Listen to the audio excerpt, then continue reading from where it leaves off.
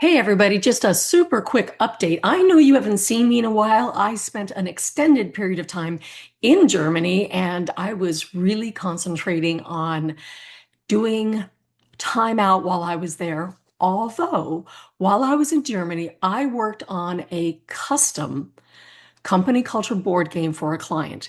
This client happens to be a labor union and not your typical company. So we changed nomenclature to fit their needs.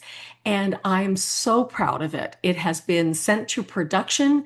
It's on its way to the client in time for trainings that they will have in about 6 weeks.